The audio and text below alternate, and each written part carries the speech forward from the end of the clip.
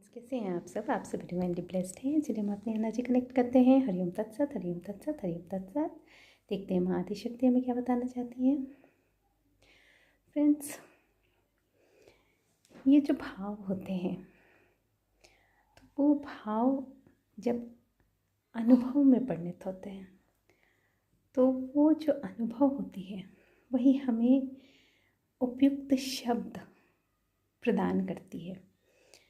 तो ये जो भाव हैं वो अनुभव में जो जाते हैं तो उस समय ऐसी क्या स्थिति बनती है कि वो भाव जो है अनुभव में बदल जाते हैं। तो वो जो भाव है और अनुभव है उसके जो बीच की कनेक्टिविटी है वो है जागृति, वो है आपका अलर्टनेस। जब आप अलर्ट रहते हैं, जागृत अवस्था में रहते हैं और उस भाव को महसूस करते हैं, तभी वो अनुभव में बदलता है और तभी आपको उपयुक्त शब्द भी मिलते हैं।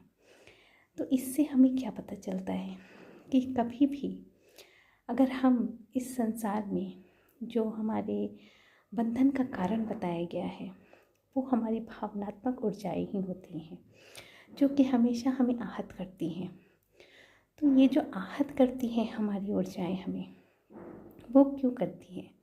क्योंकि जब भी जो परिस्थितियाँ उपस्थित होती हैं तो हमारी भावनात्मक ऊर्जाएं हम पे पहले हावी हो जाती हैं। और जब भावनात्मक ऊर्जाएं और किसी के वचनों के बीच में जागृति और अलर्टनेस आपकी जो होती है, अगर वो सही तरीके से काम करती है तो वो आपको कभी भी आहत नहीं करेगी। क्यों? क्योंकि आप उस को जोड़ने वाली कड़ी को ही सॉल्यूशन बना लेंगे और आप वहाँ से निकल जाएंगे। तो ये बहुत बड़ी उपलब्धि है। ये पूरा जो संसार का चक्र है अध्यात्म की ओर बढ़ने का, ये सिर्फ जागृति ही है। आप जागृत मतलब निद्रावस्था तो छोड़िए, लोग जागरण में भी जागृत नहीं रहते हैं।